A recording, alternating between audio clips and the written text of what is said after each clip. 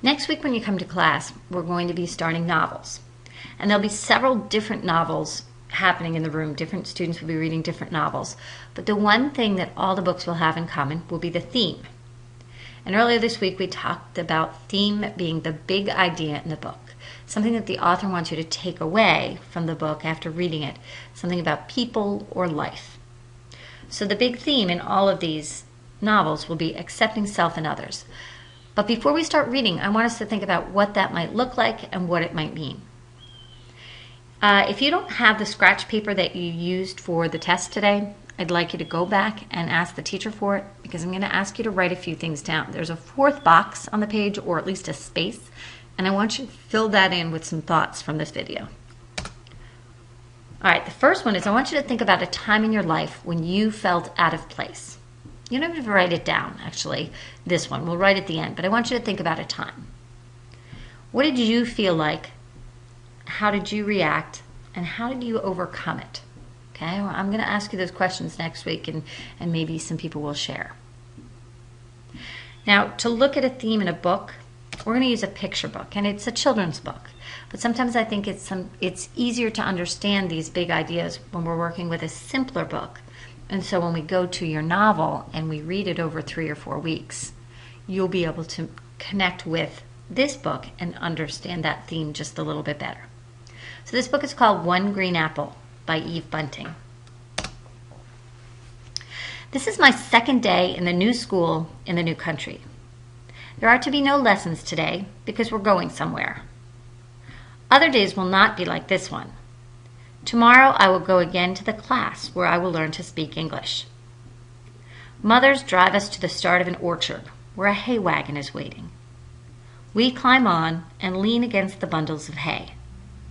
The wagon is pulled by a tractor and we jolt along. I think it odd to have boys and girls sit together. It was not like this in my village. The students know each other, but they don't know me and I don't know them. I can't understand them when they speak, and I can't speak to them. Some are friendly, but some look at me coldly and smile cruel smiles. I hear my country mentioned, not fondly. I would prefer to go home. My father has explained to me that we are not always liked here. Our home country and our new one have had difficulties, he says. But it will be good for us here in time. How much time, I wonder. I am different too in other ways. My jeans and t-shirts look like theirs, but my dupatta covers my head and shoulders. I have not seen anyone else wearing a dupatta, though all the girls and women in my home country do. The girl who sits next to me smiles and points to herself. Anna, she says. She points to me. Farah. I nod and say Farah, which is my name. Then I look across the field where cows graze. I am tight inside myself. 3 dogs come and run in front of us. I think they belong here and know the way. I once had a dog called Haris. We stop at a place where apple trees bunch together. I find out we are to pick the fruit. Old apples have fallen in the grass, and 3 dogs are eating them. Crunch, crunch, crunch. Their crunches sound like Haris's. Our teacher gathers around. The teacher gathers us around her. She talks to the class. Then she looks at me in a kind way. 1, she says. She touches an apple and then picks it up. 1, she says again. I am to take only 1, as the other students have done. I nod. I want to say, I understand. It's not that I'm stupid. It's just that I'm lost in this new place. But I don't know how to tell her. I pull away from the rest. Beside me is a tree, shorter than the others, that does not seem to belong. It is small and alone, like me. A few hard green apples hang from its branches. I twist one off. It fits perfectly in my hand. We hold our apples and run and slide down a hill. The dogs race ahead. Their ears blow backwards, inside out, pink and shiny. At the bottom of a hill is a crooked little house made of wood. I wonder if a cow lives in it, or a goat. Perhaps it's the home of a shepherd. In the house is a wooden machine with a metal handle. I see no cow, or goat, or shepherd. The house is here for some other reason. Our teacher lines us up. One by one, we plop our apples into the machine. I will be the last to drop my green apple. My teacher seems about to speak. Then she shrugs and smiles. A boy shouts, "Hey!" He moves toward me, as if to stop me from putting my little green apple in. But he is too late. It's already gone. There are blades inside the machine that chop the apples. Ka-chunk, ka-chunk, ka-chunk.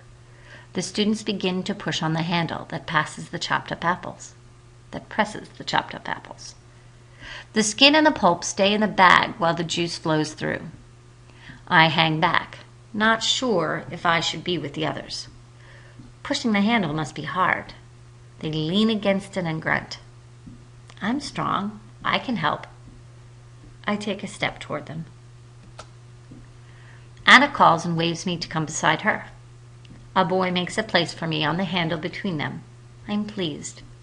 We push and push. It is hard, but we are working together and we can do it. The juice drips down. Drip, drip, drip. Our teacher has brought paper cups.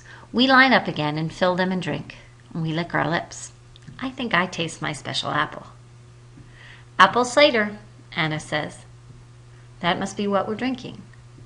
I say the word inside myself, where it can't be heard. Apple. The other word is too difficult. Our teacher is speaking, and she's holding out a bag for our cups and making signs that we must get ready to leave.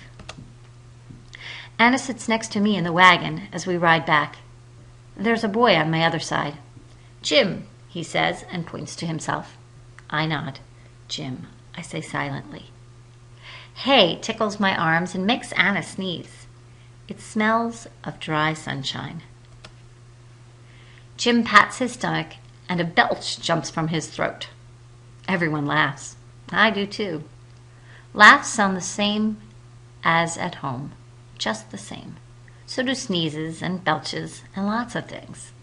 It's the words that are strange. But soon I'll know their words.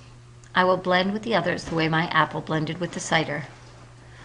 I take a deep breath. Apple, I say. Anna claps. I smile and smile and smile. It is my first outside myself word. There will be more. Okay, on your paper, I want you to think about Farah and how what happens to her is about accepting self and others. I want you to, on the paper, I want you to list 3 words that describe how Farah feels. Then I want you to list 2 problems that Farah has. And if you were in Farah's class, what is one thing you could do to make Farah feel welcome? You can pause this video and then answer these questions. Okay? And then we'll talk about this more on Monday or Tuesday. Hope you did well on the test today.